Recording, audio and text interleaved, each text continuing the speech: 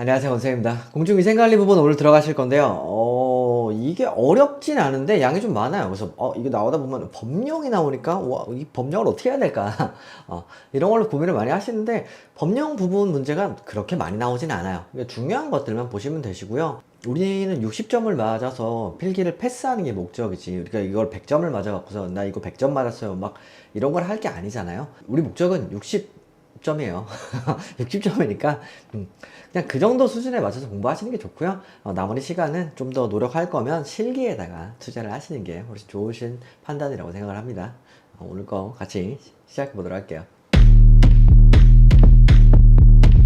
자, 공중위생관리 첫 번째 파트 섹션 1의 공중보건이고요. 출제 빈도는 상입니다.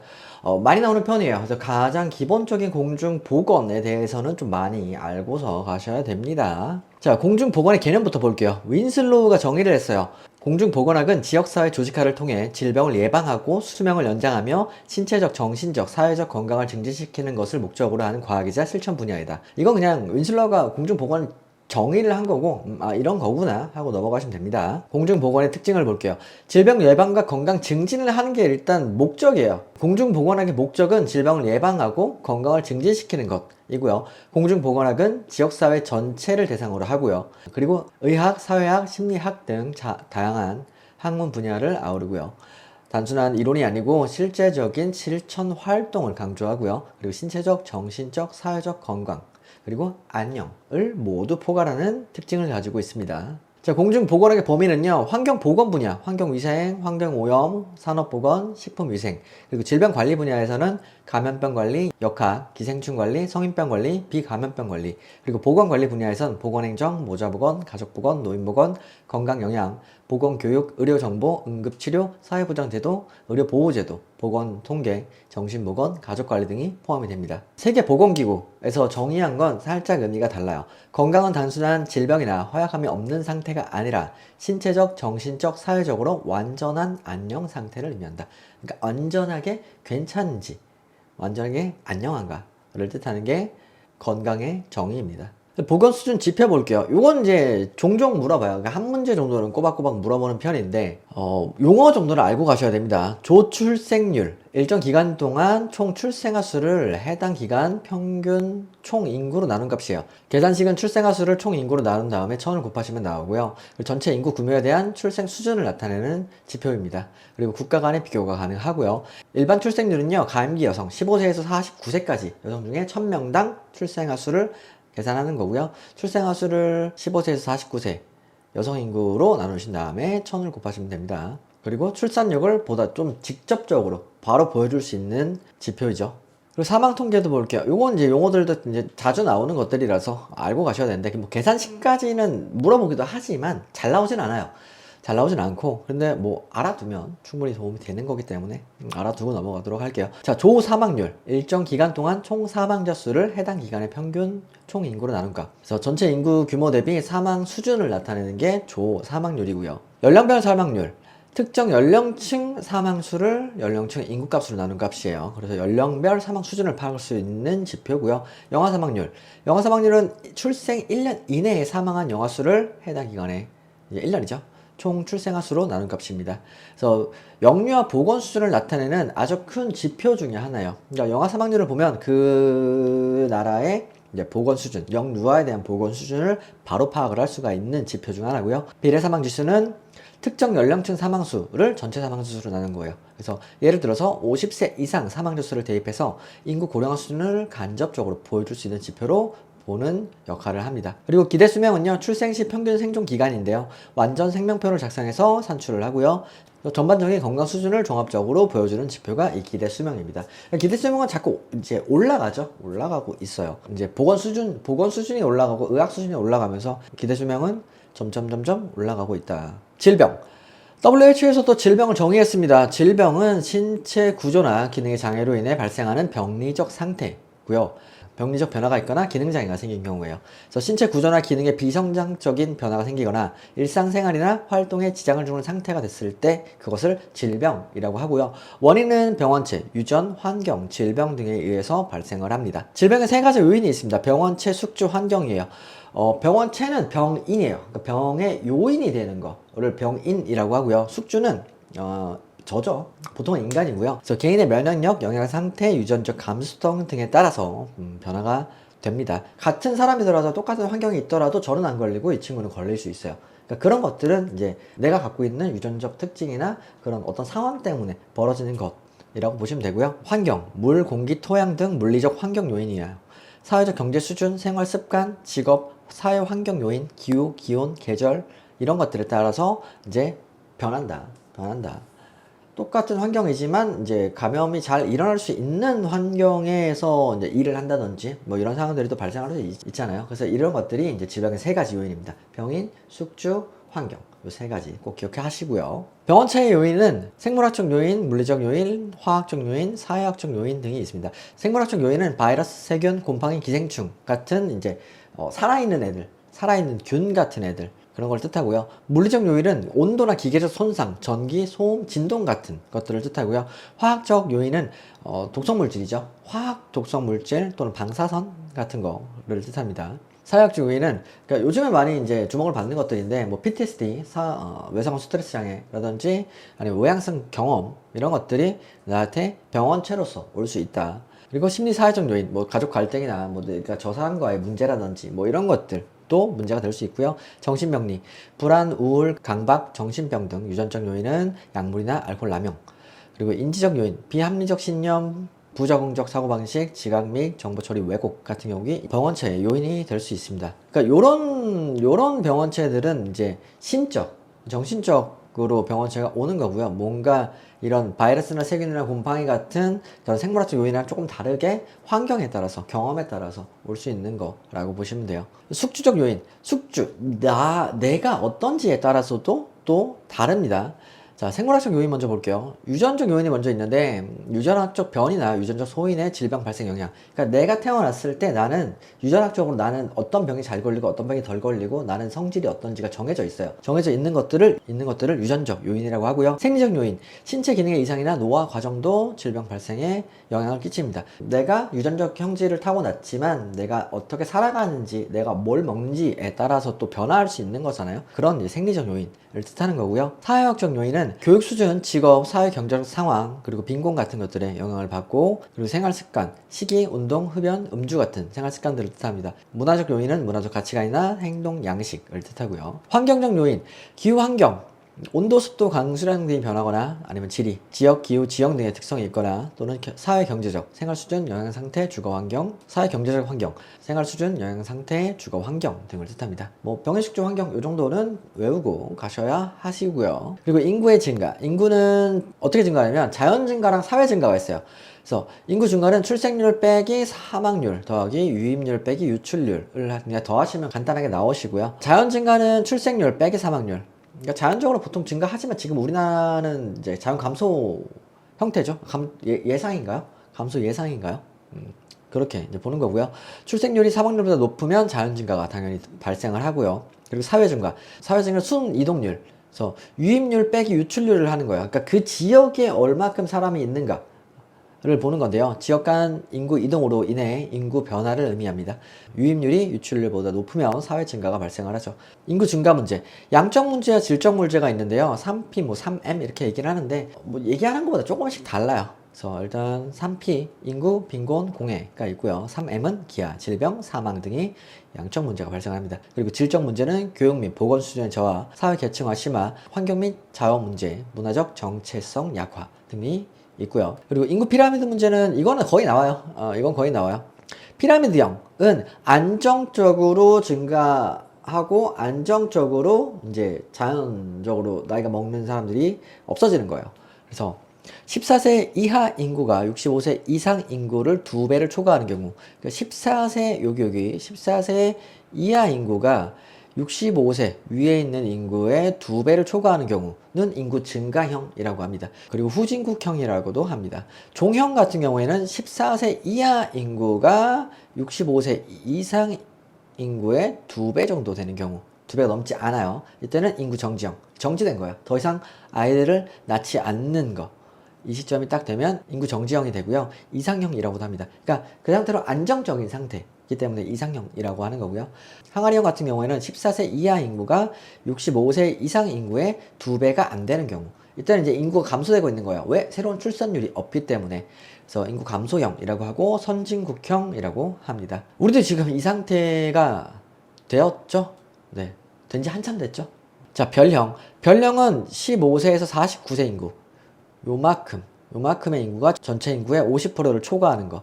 그래서 이때는 도시형이고요. 그러니까 그 공간에 일할 것들이 많으니까, 그러니까 주된 지금 생산층들이 가서 거기로 몰린 거예요. 그러니까 새로 태어나거나 이제 노년층 인구는 없고 요 일하는 생산층 인구만 있는 경우, 이런 경우는 도시형이라고 하고요. 인구 유입형이라고 합니다.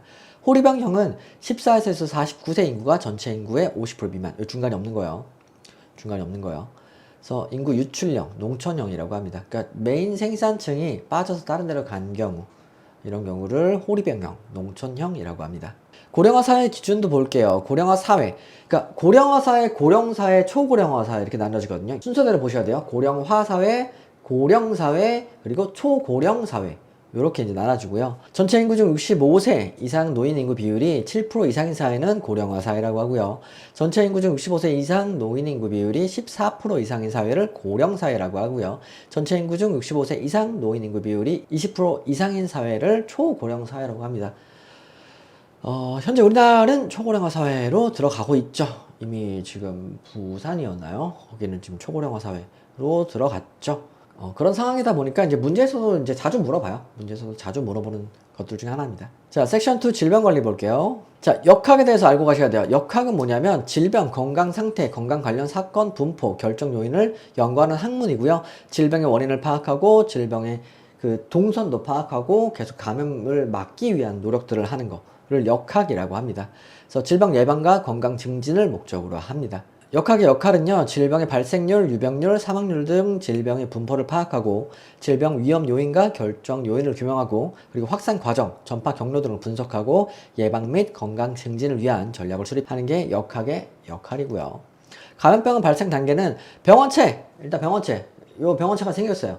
그러니까 뭐 감기든 지금 독감 유행하고 있거든요. 독감이랑 RSV랑 지금 코로나랑 세 개 세트로 동시에 유행하고 있는데, 이 병원체가 병원소를 만나요. 그러니까 제가 병원소예요. 병원소에서 이제 감기가 저한테 걸렸다가 저한테서 이 병원체가 다시 탈출을 합니다. 탈출해서 전파를 해요. 전파를 하면 또 새로운 숙주를 찾아서 아싸 걸려야지 하고 가서 이제 감염을 시켜요. 감염을 시키고 이 병원체가 새로운 숙주를 찾아요. 새로운 숙주를 찾아서 이 새로운 숙주가 감염을 시켜요. 감염을 시키는데 다 걸리는 건 아니에요. 감수성이 높은 사람들이 걸려요. 여기서 얘기하는 이제 감수성은 뭐냐면, 우리가 뭐 슬픈 영화를 봤을 때 감수성이 풍부하면 이제 눈물도 막 흘리고 막 공감도 막 하고 막 이입도 막 되고 하잖아요. 그러니까 그런 것들. 그러니까 얘도 이제 병원체도 마찬가지예요. 병원체도 들어갔을 때 감수성이 높으면 걸려요. 거기에 대한 반응이 이제 빨리 감염이 되는 거라고 보시면 돼요. 그 다음 병원체. 병원체는 인체나 생물체의 질병을 일으킬 수 있는 미생물이고요. 병원체의 종류는 바이러스, 리케차, 세균, 진균, 원충류 등등이 있습니다. 그래서 종류가 너무 많다 보니까 이거를 다 외우라고는 안 하지만 그래도 자주 나오는 것들 정도는 어떻게 걸리는지 어떤 질병인지 정도는 간단하게 알고 가시는 게 좋습니다. 지금 여기 이만큼 써져 있긴 하지만 뒷부분에 또 한번 다시 설명을 할 거기 때문에 일단 넘어갈게요. 병원소는 병원체가 정상적으로 살아가며 증식할 수 있는 생물학적 환경이고요. 인간병원소, 동물병원소, 환경병원소가 있습니다. 인간병원소는 뭐냐면 저 인간이에요. 인간은 병원체의 주요 생존처이며 병원체가 인간 내부에서 증식할 수 있는 경우, 이런 경우는 인간병원소가 됩니다. 인간병원소의 종류는 건강보균자. 건강보균자는 뭐냐면 감염은 되었지만 나한테 증상이 발현되지 않는 사람들이에요. 나는 안 아파요. 안 아프고 임상 증상이 없는 상태로 병원체는 지속적으로 배출하고 있는 보균자입니다. 그래서 외관상은 건강해 보이지만 실제로는 병원체를 보유하고 있는 경우고요. 잠복기 보균자, 감염은 되었지만 아직 증상이 발현되지 않은 상태의 보균자예요. 잠복기 동안은 병원체를 배출할 수 있기 때문에 타인에게 전파가 될 수 있습니다. 그래서 예를 들어서 에이즈 바이러스 잠복기 있는 사람들이나 말라리아 잠복기 있는 사람들은 그 중간 잠복기에 나는 증상이 없지만 계속 퍼뜨릴 수 있는 상황, 갖고 있는 사람들을 잠복기 보균자라 그래요. 그리고 회복기 보균자, 질병에서 회복된 상태지만 여전히 병원체를 배출하고 있는 보균자고요.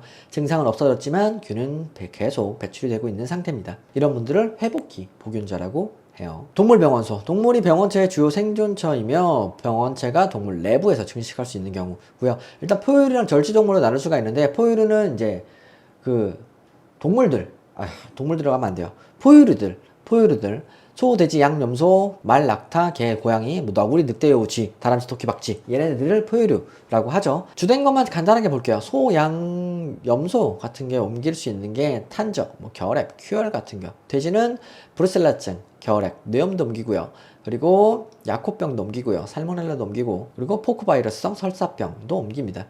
그리고 말, 낙타는 말바이러스, 탄저, 개, 고양이는 광견병, 피부사상균증, 야생 고양이, 너구리는 광견병, 라임병, 늑대, 여우는 광견병, 탄저, 쥐는 렙토피러스, 출혈열, 다람쥐는 라임병, 토끼는 야토병, 박쥐는 광견병, 에볼라, 코로나 같은 경우들을 옮기고요. 절지동물은 이제 곤충류를 보통 절지동물이라고 하죠. 모기, 진드기, 파리, 이, 빈대, 바퀴벌레, 벼룩 같은 거고요. 모기 같은 경우에는 얘네들은 이제 자주 물어봐요.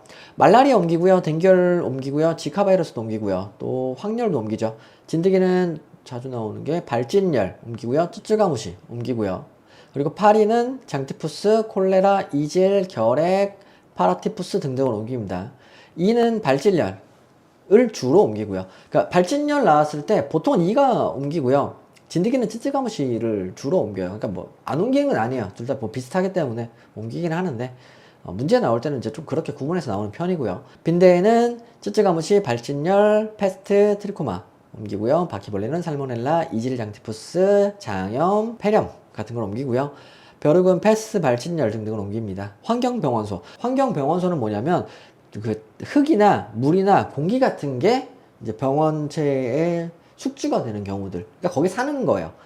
그런 환경, 토양이나 물, 공기 등의 비생물적 환경이 병원체의 주요 생존처인 경우. 그래서 우리가 대표적으로 파상풍 같은 경우가 이제 흙이나 뭐 나무에 살 수도 있고 뭐 이런 데 있을 수도 있거든요. 파상풍 같은 경우가 환경병원소가 되어 있는 균 중에 하나고요. 탄저, 유행성 출혈열 등등은 흙에서 살 수가 있습니다.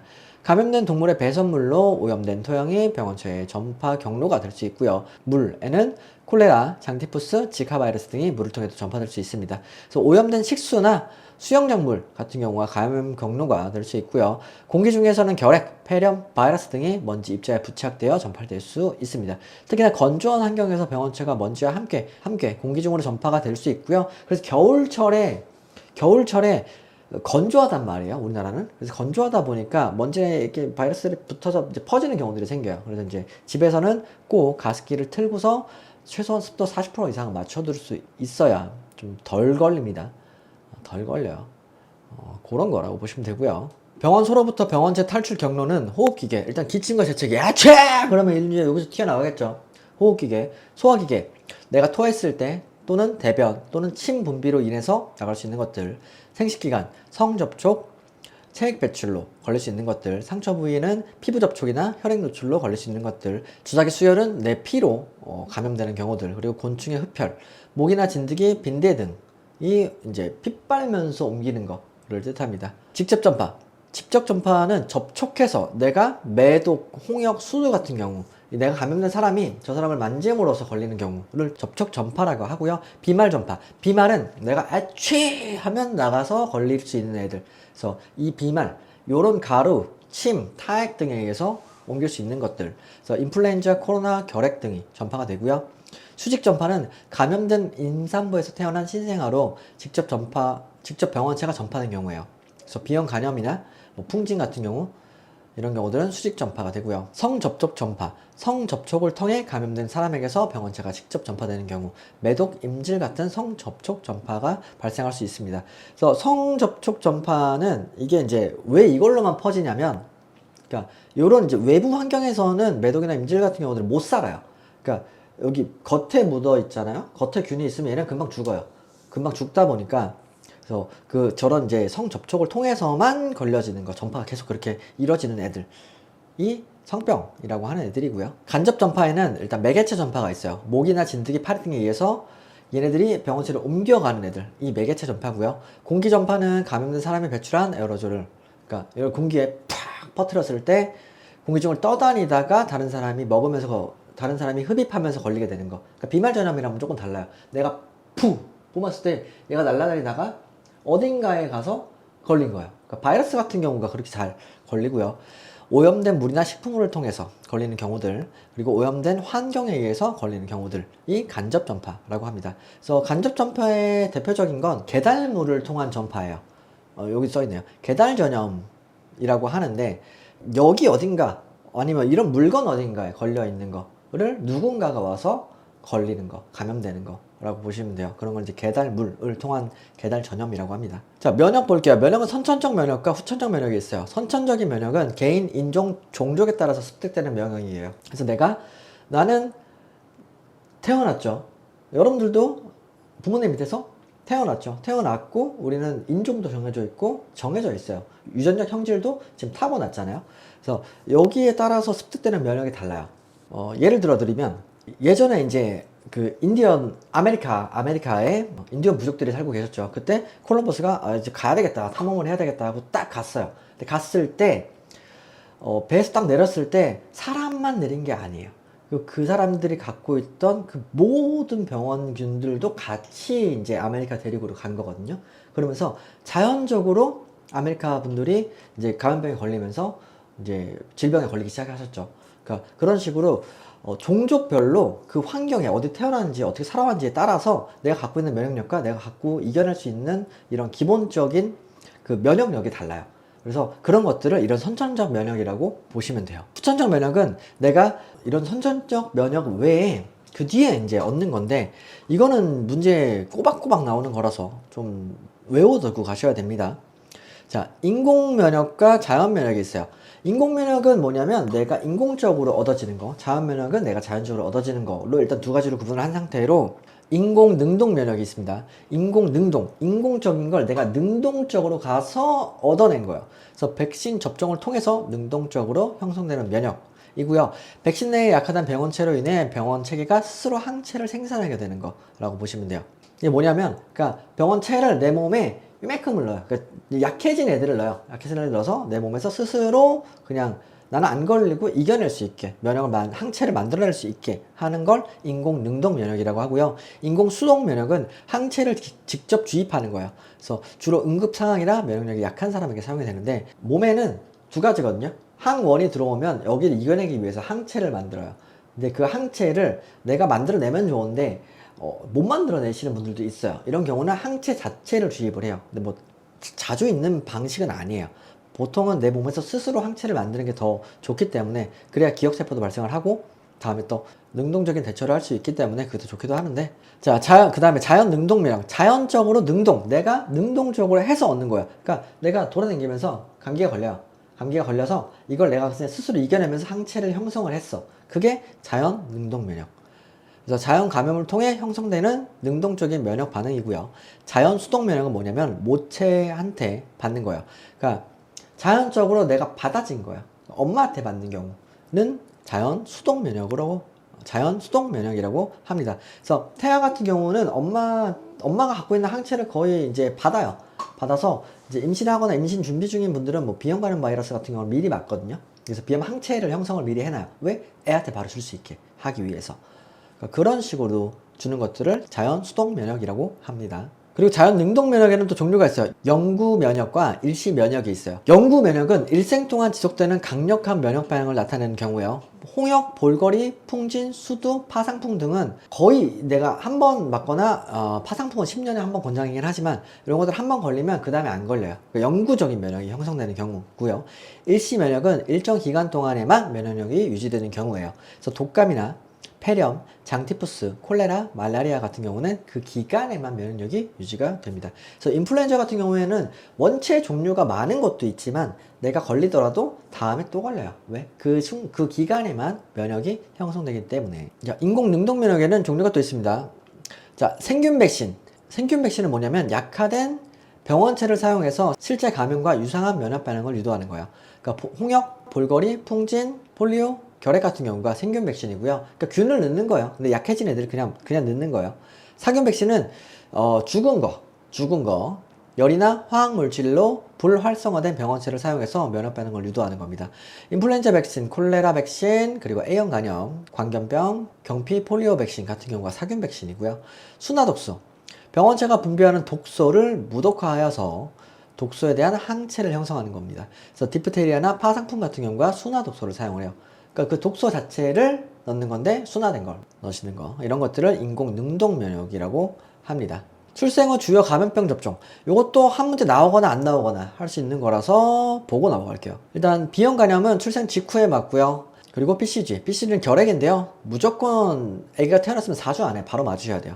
그래서 B형 간염 같은 경우는 이제 태어나면 일단 뒤꿈치에 맞고 시작하는데, BCG는 조금 지나서 맞습니다. 그리고 DPT는 디프테리아 파상풍 100일에 고요. 2개월, 4개월, 6개월에 맞고요. 그리고 18개월 때 한 번 더 맞고, 만 4세에서 6세가 됐을 때 또 맞아요. 그러니까 되게 많이 맞아요.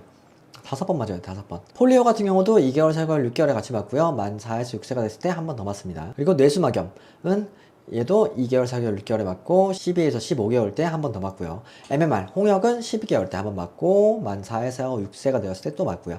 폐렴구균은 2, 4, 6개월, 12에서 15개월 됐을 때 또 맞고, 수두는 12개월 때 맞고요. 일본 뇌염은 12개월에서 36개월이 됐을 때 1, 2차를 맞습니다.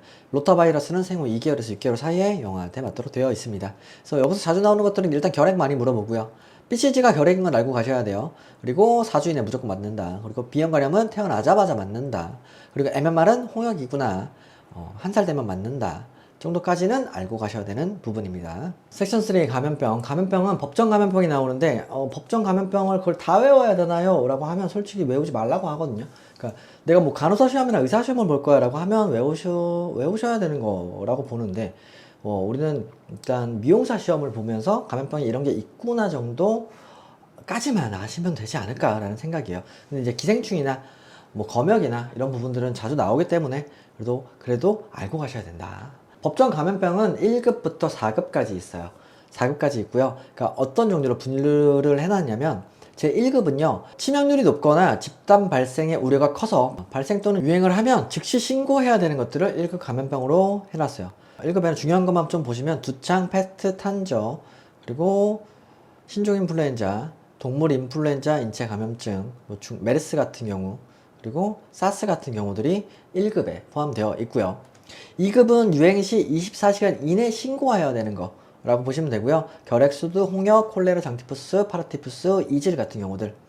3급 감염병은 유행 시 24시간 이내 신고해야 되는 거예요. 그래서 2군이랑은 비슷하지만 뭐가 다르냐면, 2군 같은 경우는 격리가 필요한 상황이고요. 3급 같은 경우에는 격리까지는 필요 없는 상황의 질병이라고 보시면 돼요. 그래서 파상풍, B형 간염, 일본 뇌염, 그리고 말라리아, 그리고 발진티푸스, 쭈쭈가무시 등, 쭈쭈가무시, 또 뭐 있죠?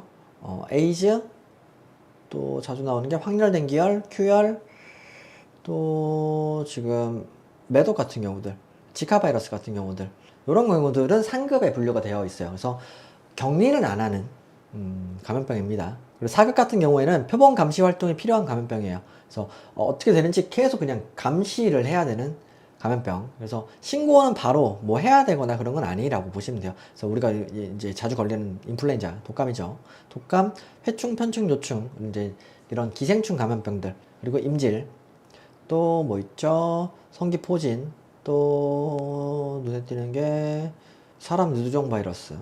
요거 사막이에요, 사막이. 뭐 요런 것들이 4급에 포함되어 있습니다. 그리고 기타 감염병 분류, 인수 공통 감염병이 있고요. 인수 공통 감염병은 뭐냐면 사람과 동물 간에 전파되는 병원체에 의해 발생되는 감염병입니다. 뭐 광견병, 탄저, 결핵, 큐열 이런 것들이 있습니다. 그리고 조류독감 이런 것들이 있고요. 성매개 감염병, 주로 성접촉을 통해 전파되는 감염병입니다. 에이즈, 성기 헤르페스, 임질, 클라미디아, 매독, 성기사마귀 등등이 있습니다. 호흡기계 감염병의 특징은요, 중요한 것만 몇 개 보고 갈게요. 결핵은요, 기침이 있고요, 객혈이 있고, 체중 감소 등이 있고, 피로 감소 등이 있습니다.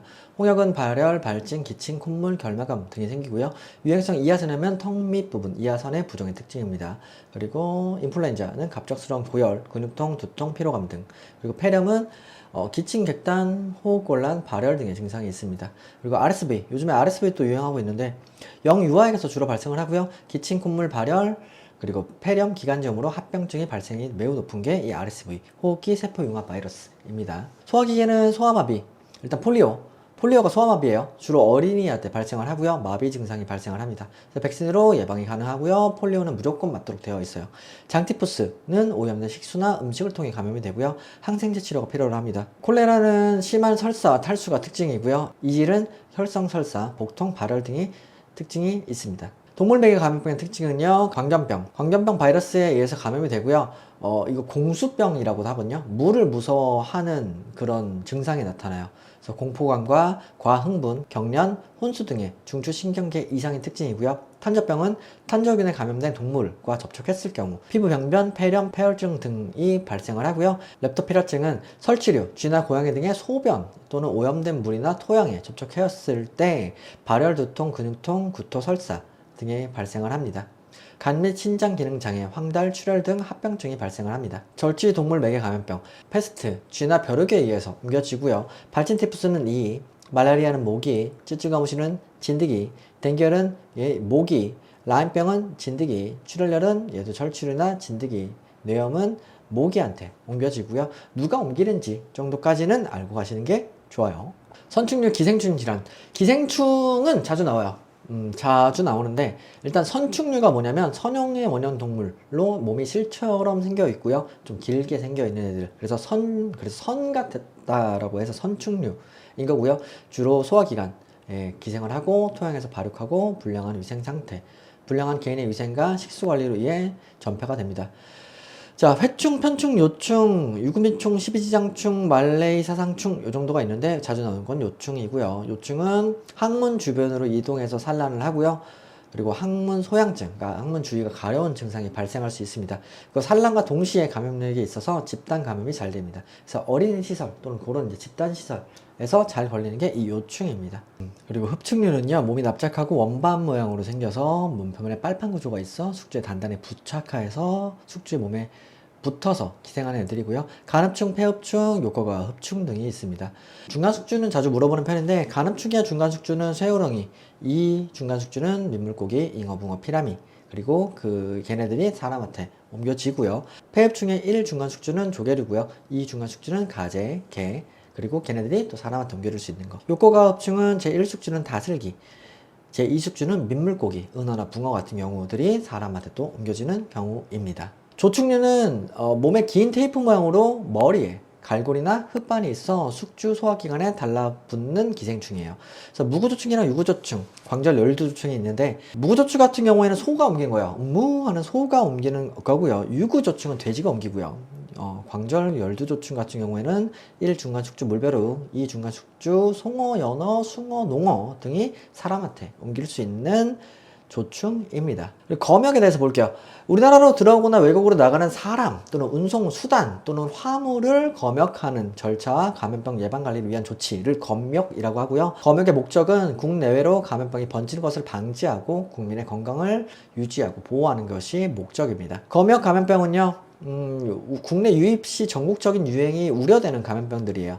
그래서 WHO가 지정한 국제적 공중보건 위기관리 유발 가능성이 있는 감염병, 이 보통 검역 감염병이고요. 콜레라, 패스트, 황열, 사스, 동물 인플루엔자, 그리고 신종 인플루엔자, 메르스, 에볼라 등등이 포함되어 있어요. 자, 섹션 4 가정 및 노인 보건 보실 건데요. 여기서는 뭐 크게 어렵다 할 내용들은 없고요. 이런 것들이 있구나 하시면 거의 풀 수 있는 문제라고 보시면 될 것 같아요. 자, 가족 보건. 이 뭐냐면 가족 구성원 개개인의 건강과 복지를 증진시키고 가족 간의 상호작용과 가족 기능을 강화하여 가족 전체의 건강과 안녕을 도모하는 것이고요. 가족 계획이 왜 필요하냐? 가족 내 건강한 상호작용과 기능은 개인의 신체적, 정신적, 사회적 건강에 긍정적인 역할을 하기 때문에, 그리고 가족의 건강한 생활 습관과 환경은 지역 사회와 국가 전체의 건강 수준 향상으로 이어지기 때문에 필요하다고 봅니다. 자, 가족 보건의 내용은요, 가족 구성원 개개인의 신체적, 정신적, 사회적 건강 증진, 그리고 임신, 출산, 육아 등 가족 생활 주기 전반에 걸친 건강 관리, 가족 간 상호작용과 의사소통 증진을 위한 가족 기능 강화, 그리고 가족의 건강한 생활 양식 및 환경 조성, 가족의 권리와 책임, 자원 활용 등에 대한 교육과 지원 등이 포함됩니다. 그리고 모자 보건은요, 엄마와 아기, 영유아를 뜻하는 거예요. 그래서 임산부, 출산부, 산욕부 및 영유아, 건강과 복지를 보호하고 증진하는 것, 이 전부 다 포함되는 게 모자보건이고요. 모자보건은 왜 필요하냐? 임신, 출산, 양육은 여성과 아동의 생명과 건강에 직결되는 중요한 시기이기 때문에 필요하고요. 모자보건 관리를 통해 산모와 영유아의 건강 증진 및 사망률을 감소하고 건강한 미래 세대의 육성을 위해 모자보건 관리는 필수적이라고 보기 때문에 필요하다고 봅니다. 그리고 여성과 아동 건강권 보장 및 삶의 질 향상에 기여하는 게 이 모자보건의 총체적 목적 또는 필요성이라고 보면 되고요. 모자보건의 내용은 임신 및 출산 관리, 신생아 및 영유아 관리, 가족 계획 및 피임 서비스 제공, 취약계층 및 모자 대상 보건 의료 서비스 지원 등등이 포함됩니다. 자, 노인보건. 노인보건은 노화와 관련된 건강 문제를 예방하고 관리하며 노인의 건강과 삶의 질 증진하는 것 이고요. 왜 필요하냐? 전 세계적으로 인구 고령화가 빠르게 진행되고 있어 노인 인구가 증가하고 있습니다. 그리고 노인 건강 의료 수요가 급증하고 있어 이에 대한 대책이 필요하기 때문에, 그리고 노인의 건강한 삶을 지원하고 사회적 부담을 줄이기 위해 노인 보건을 강화해야 된다는 이유에서 노인 보건이 필요하다라고 하는 거고요. 노인 보건에는 뭐가 들어있냐면 노화에 따른 질병 예방 관리, 그리고 노인의 기능적 능력 및 유지 및 증진, 노인 친화성 보건 의료 체계 구축, 지역사회 기반 돌봄 체계 마련, 그리고 노인의 자립적 생활 지원, 그리고 권리 보호 및 사회 참여 증진 등등이 포함됩니다.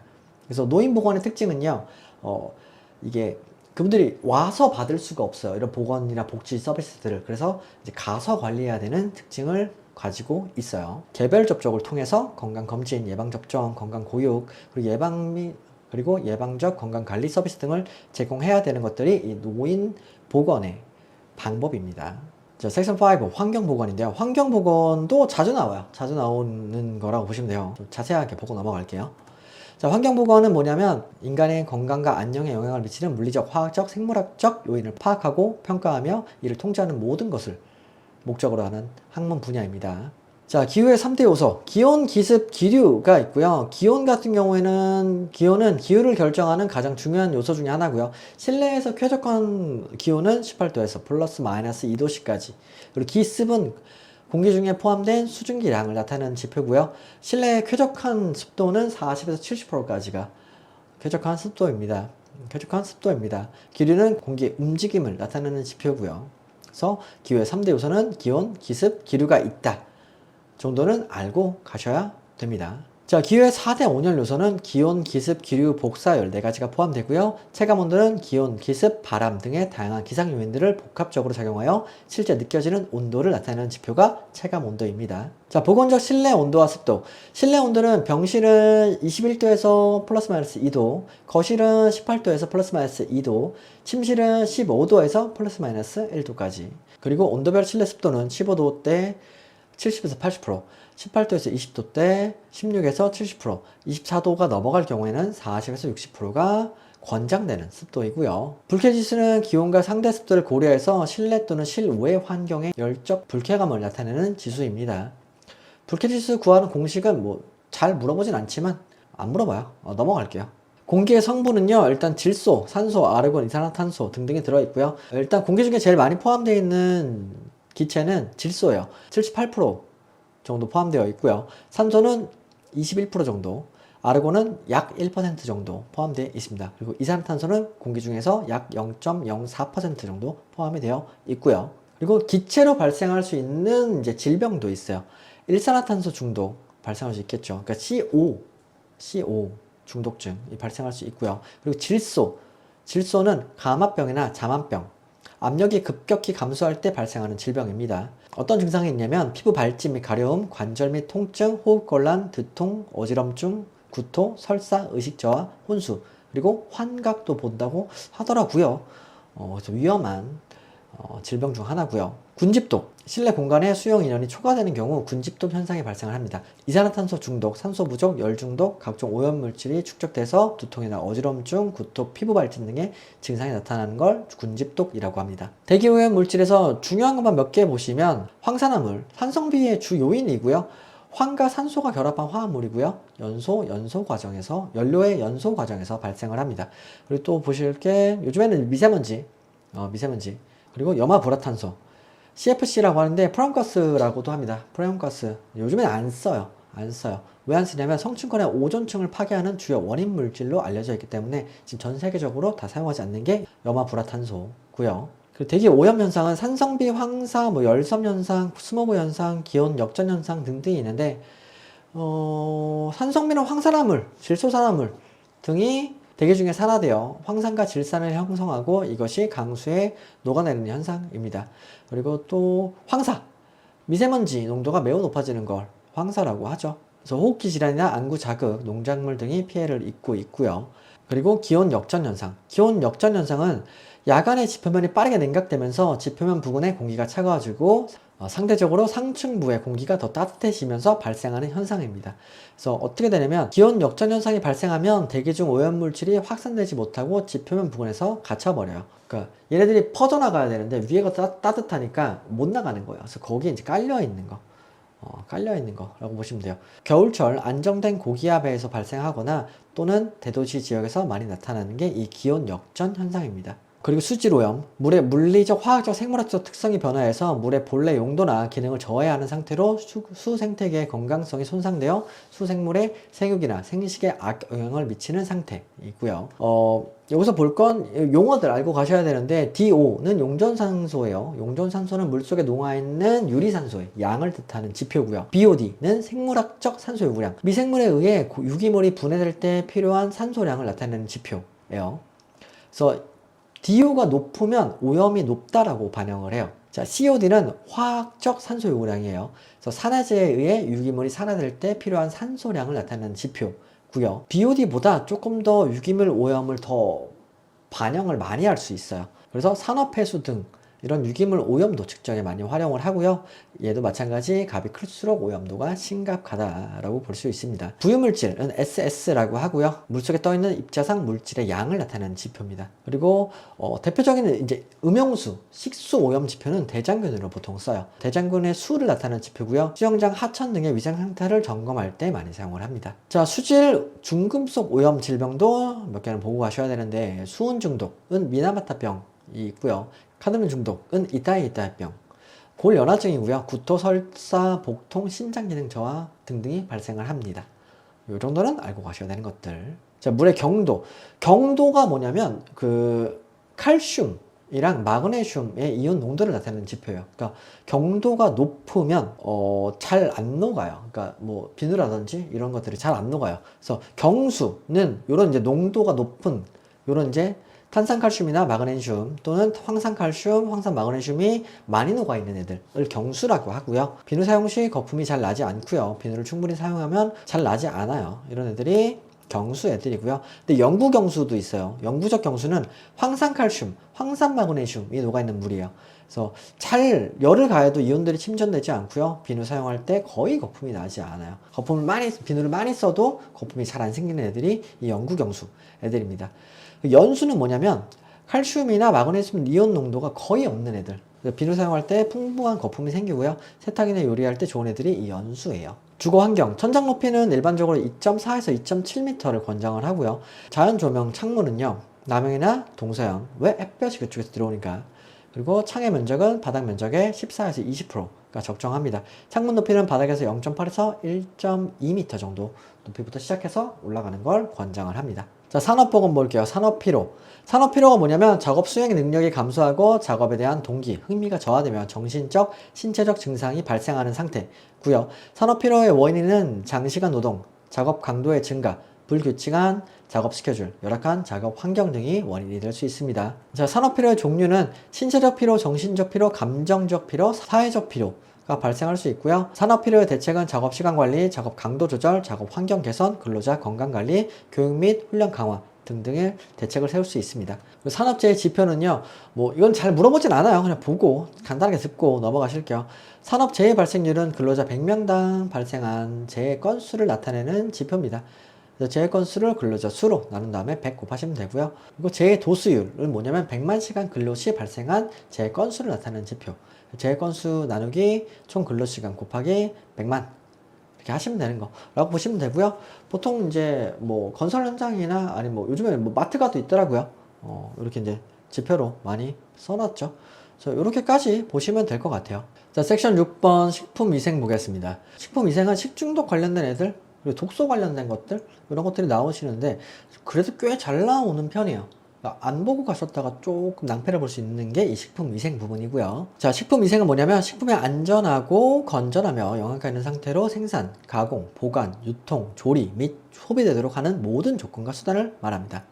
근데 우리나라 이제 식품위생법에서 식품위생의 정의는 식품위생이란 식품의 안전성을 확보하고 식품으로 인한 위생상의 위해를 방지하기 위한 모든 조건과 조치를 말한다 라고 써져 있고요. 식품위생관리는 일단 햇삽 이제 많이 보셨을 거예요. 햇삽 시설들이 있죠. 햇삽은 뭐냐면 식품의 생산, 가공, 조리, 유통 등 전 과정에서 발생할 수 있는 위해 요소를 사전에 분석하고 그 위해 요소를 효과적으로 관리할 수 있는 주요 관리점을 설정해서 식품의 안정성을 확보하는 예방적 위생관리 시스템을 햇삽이라고 합니다. 그리고 식품의 변질, 그리고 식품에 대해서 이렇게 변질되는 경우들의 용어를 좀 알고 가셔야 되는데, 변질은 뭐냐면 식품의 품질이나 영양가가 저하되어 변질되는 현상, 대표적으로 단백질 변성 등이 포함이 됩니다.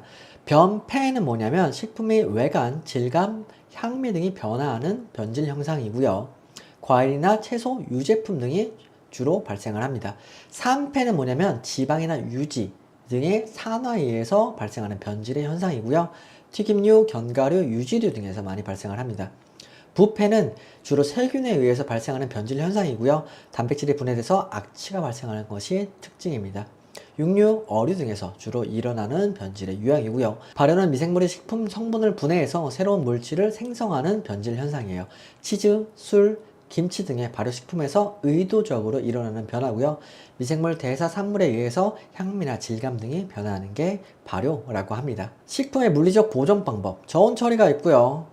열 처리도 있고요. 건조 처리하고요. 방사선 조사, 포장 처리 등이 있습니다. 이런 것들은 이제 물리적 처리라고 하고요. 물리적 처리를 함으로써 이런 이제 아까 변질되는 것들을 기간을 늘리거나 막을 수 있는 것을 이런 물리적 보존 방법이라고 합니다. 자, 화학적 처리법은요. 염장, 훈연, 첨가물을 쓰거나 pH 조절. 그러니까 산도를 높이면, 그러니까 식초 같은 경우에는 잘 이제 변질되지 않거든요. 그러니까 산도가 높으면 잘 변질되지 않아요. 그리고 저수분 처리, 말려버리면 잘 안 되고요. 설탕 처리, 그러니까 설탕 처리도 마찬가지예요. 너무 당도가 높으면, 그러니까 우리가 그 매실 설탕에 절이잖아요. 그런 경우는 이제 잘 변질되지 않아요. 그래서 미생물 생장을 억제해서 보존성을 높이는 방법이고요. 식품의 생물학적 보존 방법에는요, 일단 제일 많이 볼 수 있는 게 발효죠. 대표적으로 김치, 치즈, 와인, 된장 등이 있고요. 대표적으로 젖산, 효모, 미생물들을 이용해서 식품을 발효시켜서 썩지 않게 만드는 방법입니다. 유산균 첨가. 유산균을 식품에 첨가해서 보존성을 높이는 방법이고요. 유산균은 유산균이 생성하는 유기산이 미생물 증식을 억제시켜줘요. 그래서 유산균 첨가해도 그 보존 방법에 유익한 방법이다 라고 보시면 되고요. 자, 식중독 보겠습니다. 식중독은요, 병원성 미생물, 유독물질 등이 오염된 식품을 섭취함으로써 발생하는 급성 질병입니다. 자, 식중독 분류 먼저 볼게요. 이거 일단 알고 가셔야 되는 건데, 감염형 식중독과 독소형 식중독이 있어요. 독소형은 이 독소를 내가 먹어서 걸리는 거, 감염형은 이 균을 먹어서 걸리는 거로 일단 분류를 하시면 되는데, 감염형에는 살모넬라, 장염비브리오, 병원성 대장균 등등이 있고요. 독소형은 포도상규균 식중독, 그리고 보툴리누스 식중독, 웰치균 식중독이 있습니다. 요 일단 큰 차이점은 뭐냐면, 감염형은 잠복기가 더 길어요. 독소형은 먹자마자 거의 걸려요. 포도상규균 같은 경우에는 잠복기가 1시간에서 6시간밖에 안 돼요. 그리고 보툴리누스 같은 경우도 12시간에서 72시간까지 밖에 안 돼요. 근데 얘는 치사율이 되게 높아요. 이 식중독 중에서도 보툴리누스가 제일 치사율이 높거든요. 그래서 죽을 수도 있는 거기 때문에 조심하셔야 되는 거라고 보시면 됩니다. 바이러스형 식중독은 노로바이러스, 로타바이러스 식중독이 있고요. 그리고 화학성 식중독은 중금속 중독이나 농약 중독, 그리고 곰팡이성 식중독은 곰팡이 중독으로 인한 식중독입니다. 그리고 자연독도 조금 보셔야 되는 게, 많이 나오는 것들은 일단 감자 독성 물질은 솔라닌이고요. 그리고 미나리에 시키톡신 들어있고요. 그리고 또 모카시에 고시폴 들어있고요. 다 독소예요. 보거에 테트로톡신 들어있고요. 섭쪽에 대합에 삭시톡신 들어있고요. 모시 쪽에 굴, 바지락에 베네루핀 들어있어요. 얘네들도 전부 다 자연적인 독소. 그래서 먹으면 위험할 수 있는 거 라고 보시면 되고요. 자, 섹션 7 보건행정. 보건행정도 자주 나옵니다. WHO의 보건행정의 정의는요. 보건행정은 개인, 가족, 지역사회의 건강을 증진시키고 보호하기 위해 다양한 보건의료 자원을 계획, 조직, 지휘, 통제하는 과정이라고 정의를 했고요. 한국에서 정의한 건 보건행정은 보건의료 분야의 계획, 조직, 인사, 지휘, 통제 등의 관리 기능을 수행하여 국민 건강 증진을 도모하는 학문이자 실천 분야라고 정의를 해놨습니다. 자, 보건행정 특성. 공공성이 있고요. 포괄성이 있고 전문성이 있고 상호 의존성이 있어요. 자, 간단하게 보시면 공공성은 국민 건강 증진을 목적으로 하는 공공 부문의 행정이기 때문에 공공성을 가지고 있고요. 포괄성은 개인, 가족, 지역사회 이 전체의 문제를 다루기 때문에 포괄성이 있는 거고요. 전문성은 보건의료 부분이잖아요. 그리고 역학, 사회복지, 경영학 등 다양한 학문 분야의 지식과 기술이 필요하기 때문에 전문성이 필요하다고 봅니다. 그리고 상호 의존성은 다른 분야 교육이나 복지, 환경 등과 밀접한 관련성을 가지고 있기 때문에 의존성이 필요하다. 그래서 이 네 가지의 특성이 있다로 보시면 돼요. 보건기획과정은 전제가 있으면 예측을 하고요. 목표를 설정하고 구체적인 행동 계획을 설립하는 과정으로 이루어지고요. 보건행정기관도 잠깐 아셔야 되는데 중앙보건행정기관에는 보건복지부가 일단 있어요. 보건복지부는 보건의료정책 및 제도를 수립하고요. 국민건강 증진 및 질병 예방 및 사업계획 및 추진을 하는 거고요. 얘네들이 대장이에요. 얘네들이 대장이라서 다 여기서 거의 한다고 보시면 돼요. 보건의료와 관련된 사회복지 분야의 최고 정책 결정 기관이 이 보건복지부입니다. 그리고 식품의약안전처. 얘네들은 식품의약품 안전정책을 수립하고 관련 법령을 제정하는 역할을 수행하는 기관입니다. 그리고 식품뿐만 아니라 의약품, 화장품, 의료기기, 안전기준 및 이런 관리들을 다 하는 곳이 이 식품의약안전처고요. 그리고 이제 지방보건행정기관이 있어요. 시도에 있는 것들이 일단 시도 단위의 보건의료 정책 수립 및 시행하는 곳들. 그리고 여기서 뭘 하냐면 보건소랑 보건지소 같은 데를 관리하는 곳이라고 보시면 되고요.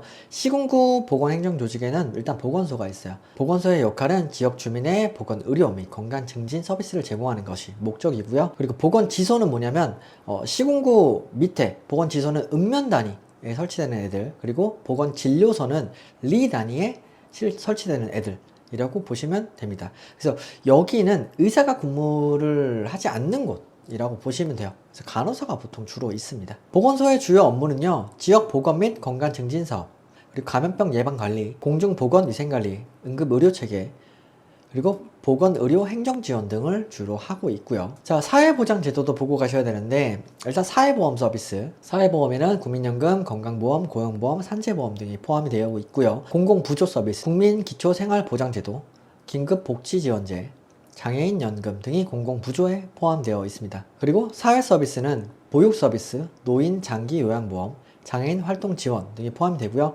기타로는 아동수당이나 양육수당 등이 포함이 되어 있습니다. 이런 것들을 전부 다 해서 사회보장제도라고 하고 있어요. 국민의 생활 안전과 복지 증진을 위해 마련된 제도입니다. 자, 섹션 8번 소독입니다. 소독법은 잘 나와요. 잘 나오고 항상 많이 문제가 출제되는 곳이다 보니까 좀 자세하게 또 보고 들어가셔야 되고요. 자, 소독의 정의. 소독이란 질병을 일으키는 병원체를 죽이거나 제거하여 물건이나 장소를 깨끗하게 만드는 과정입니다. 소독의 용어는 멸균, 살균, 소독, 방부가 있는데요. 멸균은 일단 싹 죽이는 거예요. 전부 싹 죽이는 거. 살균은 유해한 병원 미생물을 물리적, 화학적 작용에 의해 생활력을 파괴시켜 감염의 위험성을 제거하는 조작이고요. 혹시 이 과정에서 포자, 아포를 갖고 있는 세균들은 잔존할 수 있습니다. 소독의 경우 사람에게 유해한 병원 미생물을 물리 화학적 작용에 의해 생활력을 파괴시켜 감염의 위험성을 제거하는 조작인데요. 이 경우에도 포자는 파괴하지 못합니다. 살균과 소독의 차이점은 그런 거예요. 소독은 지금 당장 하는 거. 그러니까 내가 내 손 소독을 한다 그러잖아요. 그죠? 내 손을 살균한다고 하진 않잖아요. 그러니까 지금 당장 할 거면 보통 소독의 느낌이고요. 이거를 좀 지금 당장 나한테 할 게 아니라 하면 살균의 의미가 조금 더 강합니다. 비슷하지만 당장 할 거냐 아니면 요거를 해둘 거냐의 느낌이 이라고 보시면 될 것 같아요. 방부는 병원성 미생물의 발육과 그 작용을 제거하거나 정지시켜 음식물을 부패, 발효를 방지하는 것을 말합니다. 소독의 세계는 멸균, 살균, 소독, 방부의 느낌으로 보시면 되고요. 자, 소독에 미치는 요인은 일단 온도가 클수록 소독 효과는 커집니다. 그리고 시간이 길수록 소독 효과가 커집니다. 그리고 수분은 적정한 수분이 유지가 돼야 돼요. 그러니까 좀 습도가 있는 경우는 괜찮은데 이제 건조한 경우는 이제 소독제가 작용을 안 할 수 있거든요. 그래서 수분도 있어야 된다. 그리고 유기물의 농도. 유기물이 뭐냐면 혈액이나 분비물 등 그런 뭐 내가 할 유기 대상체들이 많으면 소독제가 활성이 저하돼요. 그래서 유기물이 소독제와 반응하여 소독력이 감소합니다. 그래서 유기물은 농도가 낮을수록 좋다. 그래야 소독 효과가 크다로 보시면 돼요. 자, 소독약의 농도 퍼센트 퍼밀리 ppm 이렇게 있는데 이건 그냥 간단하게 보고 넘어가세요. 퍼센트는 100ml 속에 포함된 소독량 100분이고요. 퍼밀리는 1000분이에요. 그래서 초독약 1000ml 속에 포함된 소독량의 양. ppm은 100만 분이고요. 100만 ml 속에 포함된 소독량의 량을 뜻합니다. 그리고 소독약을 구비할 때는 살균력 안정성이 일단 제일 높아야 되고요. 그리고 경제성도 좋아야 돼요. 소독약이 너무 비싸면 안 돼요. 좀 저렴해야 되고요. 살균력은 당연히 있어야 되고요. 그리고 안전성. 소독제는 사용자 환경에 대한 독성이 낮아야 돼요. 그러니까 썼는데 내가 자극을 더 많이 받으면 안 돼요. 세균만 죽여야 되는데 나를 죽이면 안 되잖아요. 그래서 안정성도 높아야 되고요. 그리고 사용할 때 편리해야 됩니다. 소독제는 사용이 간편하고 조작이 쉬워야 되고요. 그리고 부식성이 낮아 기구나 표면에 손상을 주지 않아야 됩니다. 그리고 안정성도 높아야 되는데 소독제는 장기간 보관하더라도 살균력이 유지되어야 되고요. 그리고 온도, 습도가 변화하더라도 안정적이어야 됩니다. 그리고 환경 친화성. 소독제는 환경 오염이 적고 생분해가 잘 되어야 되고요. 폐기 과정에서 2차 오염을 일으키면 안 됩니다. 이게 소독력의 구비 조건이고요. 그 다음에 이제 물리적 소독법과 화학적 소독법을 보고 가셔야 되는데, 물리적은 내가 때리고 지지고 볶고 하는 거. 이게 이제 물리적, 내가 직접적으로 무언가를 행하는 것들을 물리적이라고 하고요. 화학적은 화학 용액을 쓰는 것들을 화학적 소독법이라고 합니다. 물리적 소독법에는 건열에 의한 방법이 있어요. 자, 화염멸균법, 직접적으로 불꽃을 이용해 미생물을 소독하는 방법이고요. 소각법, 즉 태우는 방법이고요. 소각법 같은 경우에는 의료 폐기물, 실험실 폐기물들에 사용을 합니다. 직접 건열 멸균법은 뭐냐면 170에서 80도 되는 고온의 건조한 열을 쏴주는 거예요. 유리기구나 금속기구나 건조된 약품 등에 많이 사용을 합니다. 그리고 습열을 이용한 물리적 소독법이 있는데요. 일단 우리가 제일 흔하게 쓸 수 있는 게 자비소독법이에요. 이건 100도씨 끓는 물에 15에서 20분간 가열하는 방법이고요. 석탄산을 섞거나 탄산나트륨을 섞거나 붕소나 크로졸 비누액을 섞어서 사용하기도 합니다. 그리고 고압증기 멸균법은 제일 흔하게 쓸 수 있는 멸균법 중에 하나인데요. 고온 고압 증기를 이용해서 미생물을 사멸시키는 방법이에요. 그래서 포자 형성균, 아까 아포를 갖고 있던 형성균들도 싹 없앨 수가 있습니다. 그래서 거의 찌는 거라고 보시면 돼요. 10파운드에서 115도씨에서 25분에서 30분 또는 15파운드에서 121도에서 20에서 25분 또는 20파운드에서 126도에서 10분에서 15분 동안 찌는 거를 고압증기 멸균법이라고 하고요. 그리고 또 흔히 볼 수 있는 게 저온 소독법. 63도에서 65도에서 30분간 가열하는 건데요. 우유나 과일 주스 등에 많이 사용을 하는데요. 식품에서 병원성 미생물만 이제 사멸시키기 위해서 하는 거라고 보시면 돼요. 1860년대 루이 파스테르가 개발한 이 저온 살균 방법이고요. 그리고 간헐 멸균법. 이건 뭐냐면 1900년대 통조림이나 식품 같은 경우에 이제 멸균을 할 때 썼어요. 어떻게 했냐면 내열성 저장 용기에 넣어서 매일 15분에서 20분 동안 3일 연속으로 100도씨 물로 끓이는 방법이에요. 식품을 유통하고 팔아야 되는데, 그러니까 이 당시에 이제 전쟁을 이제 해야 되는데 이 납품을 해야 되잖아요.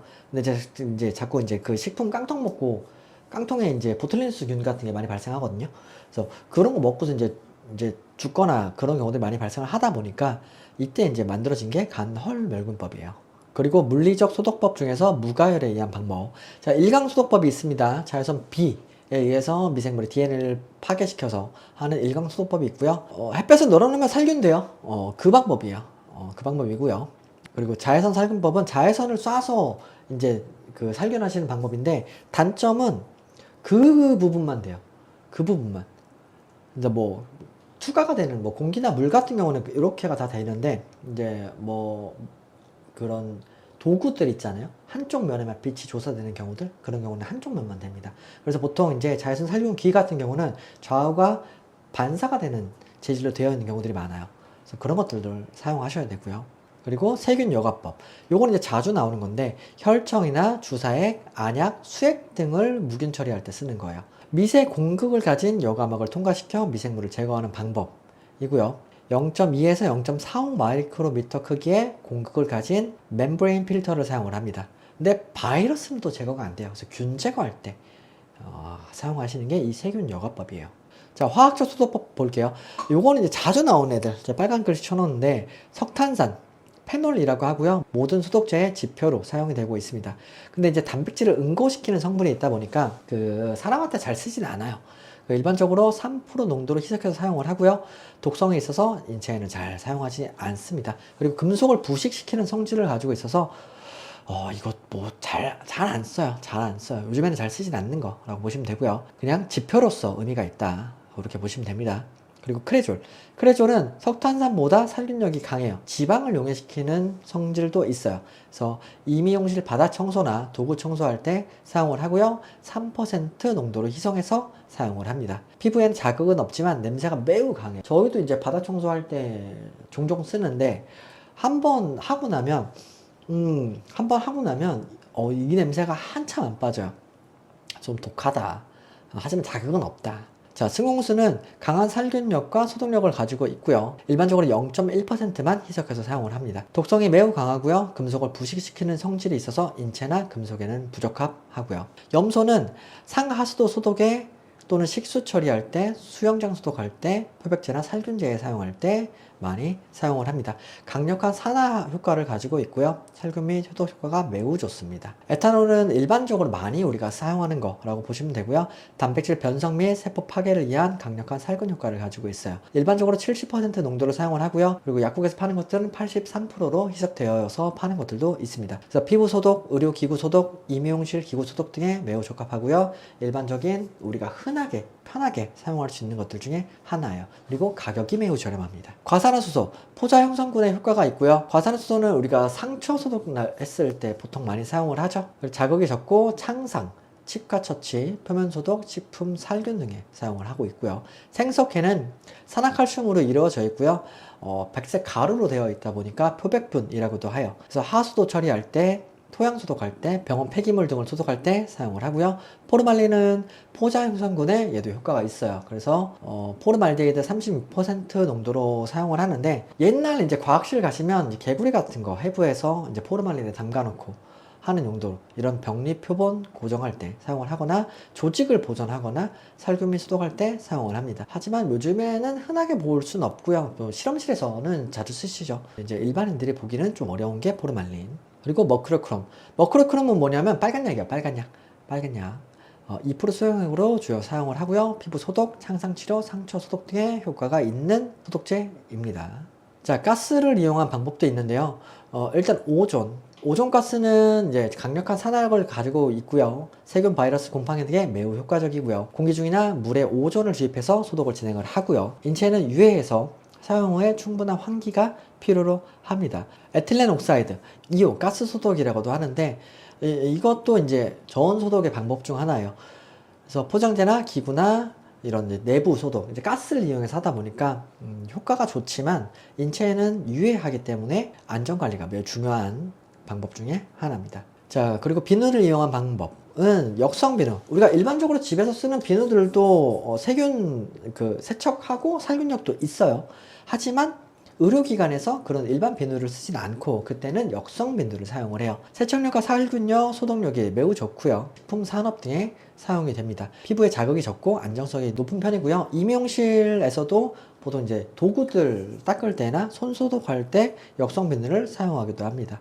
대상물에 따른 소독 방법. 이거는 이제 매 전공 부분, 우리가 시험 보셔야 되는 부분마다 이제 설명을 한 번씩 하긴 하는데, 몇 가지만 보고 넘어가실게요. 그래서 보통 이제 화장실, 뭐 이런 대소변, 배설물, 화장실, 뭐 이런 경우는 보통은 크레졸을 많이 사용해요. 그래서 보통 크레졸 비누액을 많이 사용하거든요.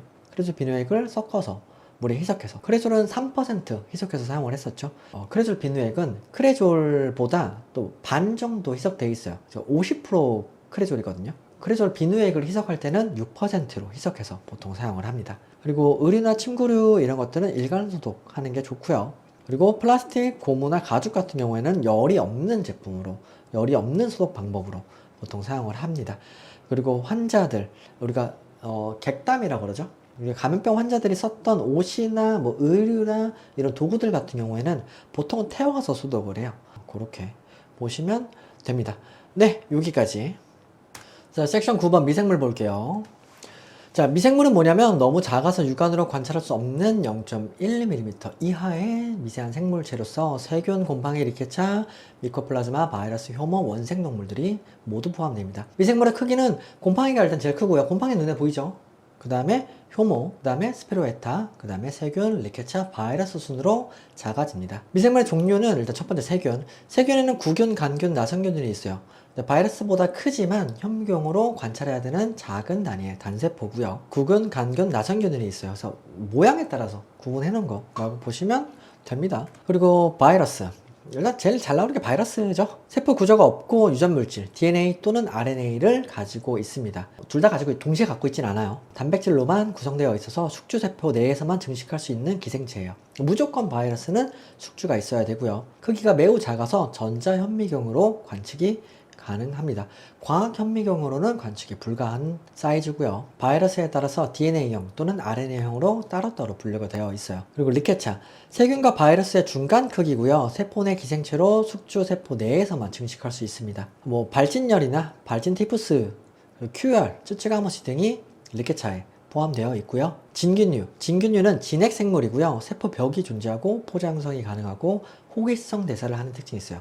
호기성 대사는 숨 쉬는 거예요. 얘네들도 숨을 쉬어요. 그래서 표재성 진균, 그래서 겉에 생기거나 피하성 진균, 피의 하 조직을 감염시키거나 심재성, 내부 장기를 감염시키는 진균으로 분류가 되어 있습니다. 그리고 곰팡이, 곰팡이도 진균류로 포함은 되어 있어요. 근데 이제 균사를 만들죠.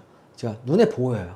눈에 보여요. 다세포성 진핵생물로서 균사체라는 가늘고 긴 실 모양의 구조를 만듭니다. 푸른 곰팡이 같은 경우들이 있고요. 산소의 필요에 따른 미생물을 분류를 해보면 호기성, 현기성, 통성, 현기성으로 나눌 수 있어요. 호기성은 산소가 있어야지만 살 수 있는 애들이에요. 그래서 녹노균, 결핵균, 백일해 등이 있고요. 현기성 세균은 산소가 없어야지 살 수 있는 애들이에요. 그래서 산소가 있으면 안 돼요. 얘는 죽어요. 파상풍, 보툴리누스 등이 있습니다.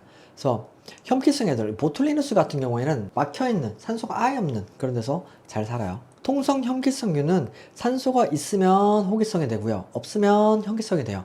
그러니까 상관이 없는 애들이에요. 그래서 대장균이나 폐렴, 포도상구균 등이 있습니다. 자, 온도에 따라서 또 분류를 해보면 저온균, 중온균, 고온균, 초고온성균으로 분류할 수 있는데요. 저온균 애들은 낮은 온도에서 잘 자라는 애들이에요. 뭐 0도에서 20도까지 살고요. 중온균 애들은 보통 이런 일상생활 20도에서 45도 범위에서 잘 사는 애들이고요. 가장 흔하게 발견되는 세균이 중온균입니다. 고온균들은 45도에서 80도 높은 온도에서 잘 자라는 세균이고요. 일반적으로 사람이 사는 곳들엔 없고 온천, 화산, 발전소 등등의 근처에서 사는 애들이 요 고온성 균입니다. 초고온성 균은 잘 없어요. 80도 이상의 극한 고온의 환경에서 자라나는 세균이에요. 주로 해저 온천이나 화산 주변이나 뭐 그런 데서 살고 있습니다. 잘 볼 수는 없기 때문에 뭐 크게 알지 못하는 애들 중에 하나예요. 그리고 pH에 따라서 미생물을 또 분류할 수가 있습니다. 호염기성 세균. 자, 염기성을 좋아하는 애들이에요. pH 7 이상에 살아가는 애들이고요. 중성균은 pH 6에서 8 정도에 잘 사는 애들이고요. 근데 중성균이 보통 6에서 8이기 때문에 이런 일반적으로 우리가 많이 볼 수 있는 애들이라고 보시면 됩니다. 그리고 호산성 세균은 pH 5 이하의 환경에서 잘 사는 애들이고요. 극호산성 애들, pH 3 이하의 강산성에서 사는 애들인데 이것도 잘 없어요. 잘 없고요. 일반적으로 중성균들은 이제 6에서 8이라고 했잖아요. 얘네들 이 중성균들도 pH 5 이하가 되면 발육이 매우 저하됩니다. 그리고 미생물 증식 곡선이 있는데요. 일단 지연기. 지연기는 쭉 가요. 미생물이 새로운 환경에 적응하는 단계예요. 세포 크기가 커지고 대사 활동이 막 활발해집니다. 그리고 대수 증식기. 빠르게 확 증가를 해요. 세포 분해를 지속되고 개체수가 막 늘어납니다. 이때 환경 조건이 최적이면 이 단계가 바로 나타나요. 그 다음 정지기. 증식 속도가 감소하고요. 개체수가 일정하게 유지가 돼요. 근데 이때 이제 영양분이 고갈이 되고 대사산물이 축적되면서 생장이 멈춥니다. 그 다음에 쇠퇴기. 환경 악화로 미생물이 사멸하기 시작하는 단계예요. 그래서 죽는 사멸률이 증식률을 초과해서 개체수가 막 줄어들기 시작합니다. 그리고 사멸기. 거의 모든 미생물들이 사멸하면서 개체수가 극도로 감소하는 단계예요. 일부 내성이 있는 세포들만 살아남을 수 있는 게 이 사멸기. 지연기 쭉 올라갔다가 유지기 감소해서 팍 해서 다시 사멸기로 들어가는 게 세포 증식 곡선입니다. 자, 미생물이 증식하려면 일단 영양소가 필요해요. 얘네들도 뭘 먹고 살아야 돼요. 탄소, 질소, 인, 황 등의 영양소가 충분할 때 빠르게 증식하고요. 수분, 50에서 80%의 수분 함량이 가장 좋은 상태예요. 그래서 적정 수분의 함량이 유지되어야지만 미생물도 활발하게 활동할 수 있고요. 과도한 건조 또는 과도한 습연 상태 때는 미생물 생장이 억제됩니다. 또는 온도, 일반적으로 20에서 40도 사이, 아까 중원균들 그 사이가 가장 빠르게 증식을 보이고요. 너무 온도가 높거나 너무나 온도가 낮을 경우에는 생장이 느려집니다. 자, 섹션 10번 공중위생관리법. 공중위생관리법은 일단 법령이다 보니까 정해져 있어요. 이렇다 하고 정해져 있기 때문에 보고 가셔야 돼요. 근데 보통 위생업에 관련된 것들이 많이 나옵니다. 그래서 위생업령에 관련된 것들은 무조건 알고 가셔야 되는 것들 이렇게 보시면 되고요. 주로 아셔야 될 것들만 빠르게 보고 넘어가도록 할게요. 자, 공중위생관리법의 목적. 이 법은 공중이 이용하는 영업의 위생관리 등에 관한 사항을 규정함으로써 위생 수준을 향상시켜 국민의 건강 증진에 기여함을 목적으로 합니다. 자, 공중위생 영업이라 하면 다수인을 대상으로 공중관리 서비스를 제공하는 영업으로서 숙박업, 목욕장업, 이용업, 미용업, 세탁업, 건물위생관리업이 포함되어 있습니다. 우리가 봐야 될 건 미용업 이기 때문에 미용업에는 뭐가 포함되어 있냐면 손님의 얼굴, 머리, 피부 및 손톱, 발톱 등을 손질하여 손님의 외모를 아름답게 꾸미는 각 목의 영업을 말합니다. 자, 영업신고. 영업신고는 뭐냐면 공중위생 영업을 하고자 하면 무조건 신고를 하셔야 돼요. 보건복지부령이 정하는 시설 및 설비 기준을 갖추고 시장, 군수, 구청장에게 신고해야 합니다. 첨부 서류는 영업시설 및 설비 개요서, 위생교육 수료증, 그리고 면허증 원본, 임대차 계약서, 신분증을 가지고 가셔야 되고요. 신고서를 제출받은 시장, 군수, 구청장은 행정정보 공동 이용을 통하여 건축물 대장, 토지 이용 계획 확인서, 면허증을 확인해야 합니다. 자, 이 미용업 시설 기준은요, 미용 기구는 소독을 한 기구와 소독을 아니한 기구를 구분하여 보관할 수 있는 용기를 비춰야 하고요. 소독 용기, 자외선 살균기 등 미용 기구를 소독하는 장비를 갖추어야 하고요. 공중위생 영업장은 독립된 장소이거나 공중위생 영업 외의 용도로 사용되는 시설 및 설비와 분리되는 구획되어 있어야 한다 라고 되어 있습니다. 변경신고사항 대상자는요, 영업소의 명칭이나 상호가 바뀌었을 땐 변경신고를 하셔야 되고요. 대표자의 성명 또는 생년월일이 바뀌었을 경우도 변경신고 하셔야 되고요. 미용업 업종 간의 변경이 있을 때도 변경신고 하셔야 되고요. 영업소의 소재지가 바뀌었을 때도 변경신고 하셔야 되고요. 영업장의 면적의 3분의 1 이상이 바뀌었을 때도 변경신고 하셔야 되는데 3분의 1 미만일 경우는 신고 안 하셔도 됩니다. 자, 영업의 폐업. 공중위생 영업 신고를 한 자는 공중위생 영업을 폐업한 날부터 20일 이내 시장, 군수, 구청장에게 신고를 하셔야 됩니다. 그리고 영업의 승계는요, 공중위생 영업자가 그 위생 영업을 양도하거나 사망한 때 또는 법인의 합병이 있을 때에는 양수인, 상속인 또는 합병 후 존속하는 법인이나 합병에 의해서 설립되는 법인은 그 공중위생 영업자의 지위를 승계한다. 공중위생 영업자의 지위 승계한 자는 한 달, 1월 이내에 보건복지부령이 정한 바에 따라 시장, 군수, 구청장에게 신고를 하셔야 됩니다. 자, 영업자 준수사항. 일단 의료행위 하시면 안 되고요. 점빼기, 귓벌 뚫기, 쌍꺼풀 수술, 문신박 피술은 하시면 안 되고요. 그리고 약사법에 따른 의약품 또는 의료기기법에 따른 의료기기는 사용하시면 안 되고요. 그리고 소독한 기구와 소독 아니한 기구는 각각 따로 보관하셔야 되고요. 그리고 일회용 면도날은 손님 한 명 썼을 때마다 갈아주셔야 되고요. 영업장 안에 조명도는 75럭스 이상 유지되도록 하셔야 되고요. 그리고 영업신고증, 그리고 개설자의 면허증 원본은 꼭 게시하여야 하고요. 그리고 최종 지급 요금표를 게시 또는 부착하셔야 되고요. 그리고 영업장 너무 많죠. 자, 그리고 영업장 면적이 66제곱미터 이상인 경우는 손님이 보기 쉬운 곳에 옥외 광고물 관리법에 적합하게 최종 지급 요금표를 밖에도 게시를 하셔야 되고요. 자, 세 가지 이상의 미용 서비스를 제공하는 경우 개별 미용 서비스의 최종 지급 가격 및 전체 미용 서비스의 총액에 대한 내역서를 이용자에게 미리 제공해야 하고요. 이 경우 미용업자는 해당 내역서 사본을 한 달간 보관하셔야 되고요. 이용업 같은 경우는 이용업소 표시 등 땡글땡글 돌아가는 거 있죠? 이걸 영업소 외부에 설치하여야 합니다. 이 모든 것들이 준수사항이에요. 법령입니다. 자, 불법 카메라 설치 금지 사항은 딱하니 적혀 있어요. 공중위생 영업자는 영업소의 성폭력 범죄, 처벌 등에 관한 특례법 제14조 1항에 위반되는 행위에 이용되는 카메라나 그 밖에 이와 유사한 기능을 갖춘 기계장치를 설치해서는 아니 된다. 안 되게 되어 있어요. 우리도 이제 학원이다 보니까 학원에 설치가 되어 있는데 이 영업소에는 설치 안 돼요. 자, 임용실 소독 기준 방법. 이건 보건복지부령으로 정해놓은 거예요. 일반 기준 자외선 소독은 1제곱센티미터당 85 마이크로와트 이상 자외선을 20분 이상 쐬어준다. 요건 꽤 자주 물어봐요. 그리고 건열 멸균 소독은 섭씨 100도씨 이상 건조한 열을 20분 이상 쐬어주고요.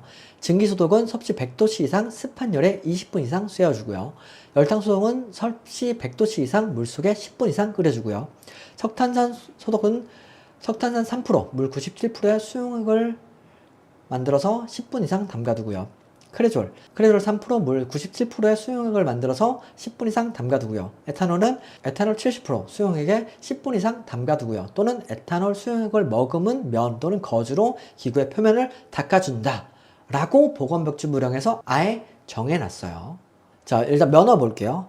면허증은 다 주진 않아요. 일단 조건이 되어 줍니다. 어떤 조건이 있냐면 이용사 또는 미용사가 되고자 하는 자는 다음에 해당하는 자로서 보건복지부령이 정하는 바에 의해서 시장군수구청장의 면허를 받아야 된다. 자, 전문대학 또는 이와 같은 수준 이상의 학력이 있다고 교육부 장관이 인정하는 학교에서 이용 또는 미용에 관한 학과를 졸업한 자, 그리고 학점 인정 등에 관한 법률 제8조에 따라 대학 또는 전문대학을 졸업한 자와 같은 수준 이상의 학력이 있는 것으로 인정되어 같은 법, 구조에 따라 이용 또는 미용에 관한 학위를 취득한 자는 가능하고요. 고등학교 또는 이와 같은 수준의 학력이 있다고 교육부 장관이 인정하는 학교에서 이용 또는 미용에 관한 학과를 졸업한 자, 초, 중 등 교육 법령에 따라 특성화 고등학교나 고등기술학교에 준하는 각종 학교에서 1년 이상 이용 또는 미용에 관한 소정의 과정을 이수한 자 또는 국가기술자격법에 의한 이용사 또는 미용사 자격을 취득한 자는 면허를 발급할 수 있어요. 그래서 제일 편한 건 특성화 고등학교를 졸업하거나 또는 학점 인정으로 전무대 이상의 졸업을 받거나 또는 학교를 졸업하거나 또는 대학교의 관련 과를 졸업하거나 아니면 자격증을 따시는 거. 이런 경우들은 면허 발급 대상자입니다. 하지만 결격 사유가 있어요. 일단 피성년 후견인은 안 되고요. 정신질환자도 안 됩니다. 하지만 전문의가 적합하다고 인정하는 경우는 또 가능은 하고요. 공중위생에 영향을 끼칠 수 있는 감염병 환자는 안 돼요. 그리고 마약, 대통령령으로 정하는 약물 중독자는 안 됩니다. 면허가 취소된 후 1년이 경과되지 아니한 자도 안 됩니다. 이런 분들은 아까 면허 발급 사유에 해당하더라도 발급을 못 하시는 분들이세요. 자, 기타 사항. 면허증을 발급받은 사람은 다른 사람에게 그 면허증을 빌려주어서는 안 됩니다. 누구든 그 면허증을 빌려서도 안 됩니다. 누구든지 면허증을 빌리거나 빌려주는 그런 알선 행위를 하는 것도 안 됩니다. 요건 번외로 있는 사항들이고요. 자, 재발급 신청 사유는요, 면허증을 잃어버리는 경우 가능하고요. 면허증이 헐어서 사용하지 못하는 경우 가능하고요. 면허증이 기재사항이 변경된 경우는 재발급 신청을 할 수 있습니다. 혹시나 재발급을 했다가 내가 기존의 면허증을 찾았어. 그러면 반납하셔야 돼요. 자, 면허 취소와 정지. 시장군수구청장은 이용사 또는 미용사가 다음 각 호에 해당하는 경우 그 면허를 취소하거나 6개월 이내의 기간을 정하여 그 면허의 정지를 명할 수 있습니다. 자, 볼까요? 면허 취소. 자, 면허 취소의 사유는 피성년 후견인, 그리고 아까 얘기 드렸던 정신질환자, 그리고 마약, 약물 중독자, 그리고 국가기술자격법에 따른 자격이 취소됐을 때, 그리고 이중으로 면허를 취득했을 때, 이때는 나중에 발급받은 면허를, 그리고 이중으로 면허를 취득했을 때, 이때는 나중에 발급받은 면허를 그게 취소되는 거고요. 그리고 면허 정지 처분을 받고 그 정지 기간 중 업무를 할 때는 면허 취소가 됩니다. 자, 정지는 조금 달라요. 면허증을 다른 사람에게 대여했을 때 정지, 그리고 자격증이 자격정지 처분을 받았을 때 면허정지, 성매매 알선 등의 행위에 처벌을 받은 법률이나 풍속영업 그 규제에 관한 법률을 위반했을 때 면허정지를 받습니다. 자, 미용업 업무의 범위는요, 제6조 1항의 규정에 의해 이용사 또는 미용사 면허를 받은 자가 아니면 이용업 또는 미용업을 개설하거나 그 업무에 종사할 수 없다. 하지만 다만 이용사 또는 미용사의 감독을 받아 이용 또는 미용 업무를 보조하는 경우 가능하다. 보시면 되고요. 자, 보조 업무의 범위는요, 임용 업무를 위해 사전에 준비하는 경우 또는 임용 업무를 위해 기구 제품 등 관리하는 경우 또는 청결 유지하는 경우 또는 머리 감기 등 임용 업무의 보조에 관한 사항에서는 일을 할 수 있다. 보시면 됩니다. 자, 그리고 임용 및 미용은 특정 장소 외에서는 업무를 할 수 없습니다. 하지만 보건복지부령이 정하는 특별한 사유가 있는 경우는 할 수 있어요. 어떤 사유냐? 질병 또는 고령 장애 또는 그 밖의 사유로 영업소에 나올 수 없는 자에 대해선 할 수 있고요. 또는 혼례나 그 밖의 의식에 참여하는 자에 대해선 그 의식 직전에 할 수 있고요. 또는 사회복지시설에서 봉사활동으로 이용 또는 미용을 하는 경우 할 수 있고요. 또는 방송 등의 촬영에 참여하는 사람에 대해서 그 촬영 직전에 할 수 있고요. 또는 특별한 사정이 있다고 시장, 군수, 구청장이 인정하는 경우는 됩니다. 근데 뭐 부탁하는 경우는 안 돼요. 요렇게는 이제 외부에서도 가능하다. 자, 행정지도감독. 자, 그러면 시군구에서는 어떻게 관리를 하느냐? 자, 특별시, 광역시, 도지사 또는 시장, 군수, 구청장은 공중관리상 필요하다고 인정하는 때에는 공중위생 영업자에 대해서 필요한 보고를 하게 하거나 소속 공무원으로 하여금 영업소, 사무소 등에 출입하여 공중위생 영업자의 위생관리 의무 이행 등에 대해서 검사하게 하거나 필요에 따라 공중위생 영업장부나 서류를 열람할 수 있다를 정해놨고요. 그리고 영업의 제한, 시도지사 또는 시장군수구청장은 공익상 또는 선량한 풍속을 유지하기 위해서 필요하다라고 인정되었을 때에는 공중위생 영업자 및 종사원에 대해서 영업시간 및 영업행위에 대한 필요한 제한을 할 수 있다. 라는 또 법령이 있고요. 자, 위생 지도 및 개선 명령. 시도지사 또는 시장 군수구청장이 다음 각 호 어느 하나에다 해당하면 보건복지부령으로 정하는 바에 따라 그 기간을 정하여 그 개선을 명령할 수 있습니다. 첫 번째, 공중위생 영업의 종류별 시설 및 설비 기준을 위반한 자는 개선을 명령할 수 있고요. 위생관리 의무를 위반한 공중위생 영업자도 마찬가지로 개선을 명령할 수 있습니다. 자, 영업장 폐쇄도 할 수 있어요. 시장 군수 구청장은 공중위생 영업자가 다음 각 호 어느 하나에도 해당하면 6개월 이내에 기간을 정해서 영업의 정지 또는 일부 시설의 사용 중지를 명하거나 영업소의 폐쇄 등을 명할 수 있다. 어디에 해당하냐면요. 첫 번째, 영업 신고를 하지 않거나 시설과 설비 기준을 위반한 경우, 변경 신고를 하지 않은 경우, 지위 승계를 하지 않은 경우, 공중위생 영업자의 위생관리 의무를 지키지 아니한 경우, 불법 카메라나 기계장치를 설치한 경우, 영업소 외의 장소에서 미용 또는 이용의 업무를 한 경우, 보고를 하지 않거나 거짓으로 보고하고 관계 공무원의 출입, 검사, 공중위생 영업장부 또는 서류 열람을 거부, 방해하거나 기피한 경우 또는 개선 명령을 이행하지 아니한 경우는 영업을 폐쇄할 수 있습니다. 그리고 성매매 알선 등에 관한 법률, 풍속영업 규제에 관한 법률, 청소년 보호법, 아동 청소년의 성보호에 관한 법률, 의료법, 마약류 관리에 관한 법률을 위반한 경우 행정기관의 장으로부터 그 사실을 통보받는 경우는 폐쇄할 수 있고요. 시장군수구청장이 영업정지 처벌을 받고도 그 영업정지 기간에 영업을 한 경우에는 영업조 폐쇄를 명령할 수 있습니다. 공중위생 영업자가 정당한 사유 없이 6개월 이상 계속 휴업하는 경우, 공중위생 영업자가 부가가치세법 제8조에 따라 관할 세무서에 폐업 신고를 하거나 관할 세무서장이 사업자 등록을 말소한 경우, 공중위생 영업자가 영업을 하지 아니하기 위해서 영업시설을 전부 철거한 경우도 영업소 폐쇄를 명령할 수 있습니다. 그리고 과징금 처분. 시장군수구청장은 규정에 의해 영업자가 이용자에게 심한 불편을 주거나 그 밖에 공익을 해할 우려가 있는 경우 영업정지 처분에 가름하여 1억 원 이하의 과징금을 부과할 수 있습니다. 다만 성매매 알선 등 행위에 관한 처벌에 관한 법률 또는 아동 청소년 성보호에 관한 법률 또는 풍속영업의 규제에 관한 법률 또는 마약 관리류에 관한 법률 또는 이에 상응하는 위반 행위로 인하여 처분을 받게 되는 경우는 제외합니다. 규정에 의한 과징금을 부과하는 위반 행위의 종류에 따라서 과징금의 금액은 필요한 사항은 대통령령으로 정합니다. 이런 것들을 위반하면 과징금을 받을 수 있어요. 그리고 이용업소는 특별히 누구든지 시군구에 이용업소를 신고하지 아니하고 이용업소 표시 등을 설치할 수 없습니다. 그 빨간색, 파란색 돌아가는 등이 있죠.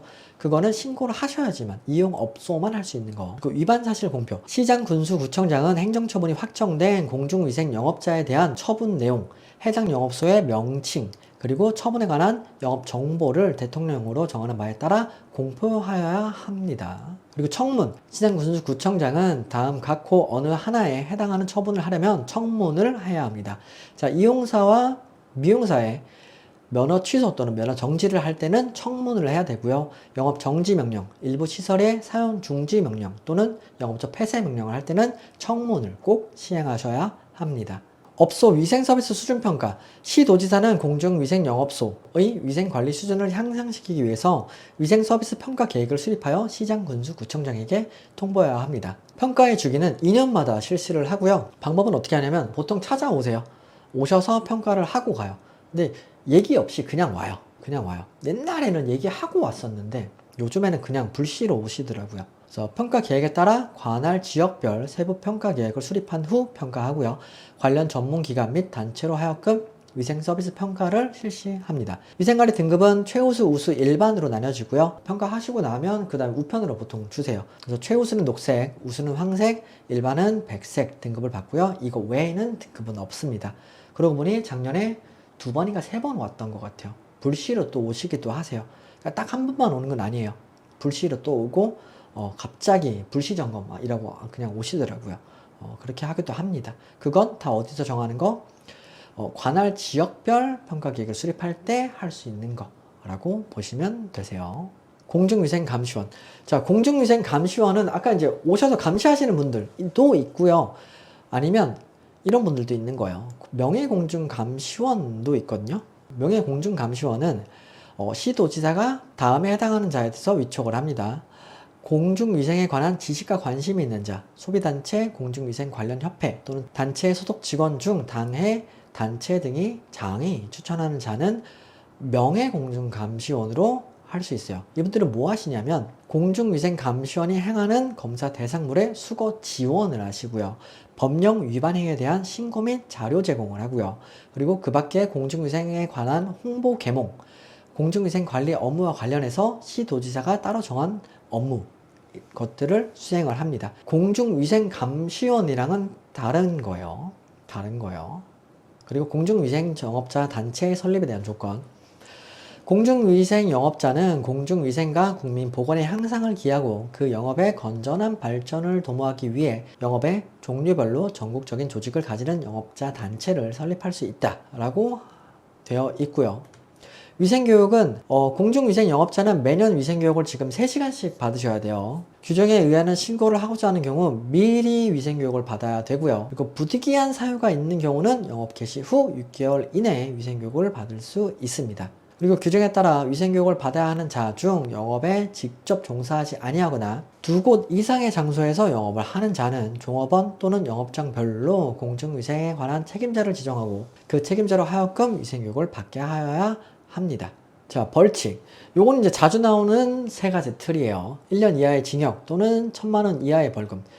자, 뭐가 해당되냐면 신고를 하지 않고 공중위생 영업을 한 자 또는 영업 정지 명령을 받고 일부 시설 사용 중지 명령을 받고도 그 기간 중 영업을 하거나 그 시설을 사용한 자 또는 영업소 폐쇄 명령을 받고도 계속해서 영업을 한 자. 자, 6개월 이하의 징역 또는 500만원 이하의 벌금. 변경 신고를 아니한 자 또는 공중위생 영업자의 지위를 승계하고도 규정에 의해 신고를 아니한 자 또는 건전한 영업 질서를 위하여 공중위생 영업자가 준수하고자 한 준수사항을 준수하지 아니한 자. 300만원 이하의 벌금은요, 다른 사람에게 이용사 또는 미용사 면허증을 빌려주거나 빌린 사람, 이용사 또는 미용사의 면허증을 빌려주거나 빌리는 것을 알선한 사람, 다른 사람에게 위생사의 면허증을 빌려주거나 빌린 사람, 또는 면허의 취소 또는 정지 중에 이용업 또는 미용업을 한 사람, 또는 면허를 받지 않고 이용업 또는 미용업을 개설할 때 미용업을 개설하거나 그 업무에 종사한 사람은 300만원 이하의 벌금에 처해집니다. 자, 양벌 규정도 있어요. 법인의 그 대표자나 법인 또는 개인의 대리인, 사용인, 그 밖의 종업원이 그 법인 또는 개인의 업무에 관하여 제20조에 위반한 행위를 하면 그 행위자를 벌하는 외에 그 법인 또는 개인에게도 해당 주문의 벌금형을 과한다. 다만 법인 또는 개인의 그 위반 행위를 방지하기 위하여 해당 업무에 관하여 상당한 주의와 감독을 게을리하지 아니한 경우에는 그러지 아니한다는 양벌 규정에 관한 법률이고요. 그리고 과태료도 있습니다. 과태료는 그냥 과태료 돈 내시는 거, 이것도 두 가지가 딱 있는데 300만 원 이하의 과태료에 처하는 경우 규정에 의한 보고를 하지 않거나 관계 공무원의 출입 검사 기타 조치 거부, 방해 또는 기피한 자, 개선 명령을 위반한 자, 이용업 신고를 하지 않고 이용업 표시업소 등을 설치한 자는 300만 원 이하의 과태료에 처해지고요. 200만 원 이하의 과태료 대상자는요, 이용업소와 미용업소의 위생관리 의무를 지키지 아니한 자 또는 위생업소 외의 장소에서 이용 또는 미용 업무를 행한 자 또는 위생교육을 받지 아니한 자는 200만 원 이하의 과태료에 처해지게 되어 있습니다. 자, 행정처분 기준은 법령에 정확하게 정해져 있어요. 지금 위반 행위도 정해져 있고 1차 위반 시, 2차 위반 시, 3차 위반 시, 4차 위반 시 어떤 처벌이 지금 되는지가 자세하게 나와 있는데 꽤 양이 많습니다. 많기 때문에 외우라고 저는 권장하진 않아요. 근데 외우지 말라고 하면 꼭 한 문제가 나왔다고 하더라고요. 그래서 그냥 보면서 가시는 걸 추천을 하고요. 눈에 익혀 보세요. 뭐 책에 또 자세히 나와 있기 때문에 영상에는 지금 제가 한 페이지 띄워 드릴게요.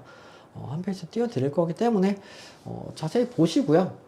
그리고 양이 많아요. 양이 많고 좀 길어요. 그래서 귀로 편하게 그냥 들으시고 우리 필기를 꼭 두 번 봐야 될 필요는 없잖아요.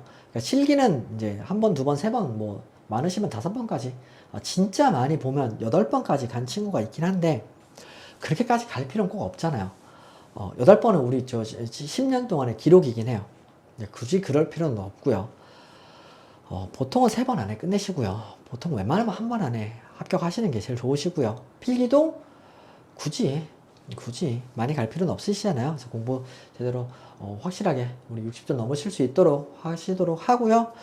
시험 잘 보시고 합격하시면 또 다른 친구들 응원 받을 수 있게 댓글 하나 꼭 남겨주시면 진짜 저도 마찬가지지만 또 앞으로 쭉 시험을 보실 분들한테 진짜 많은 도움이 됩니다. 많이 또 서로 응원하시면서 가졌으면 좋겠고요. 시험 잘 보시고 합격하시고 또 즐거운 소식으로 만나도록 할게요. 네, 시청해주셔서 감사합니다.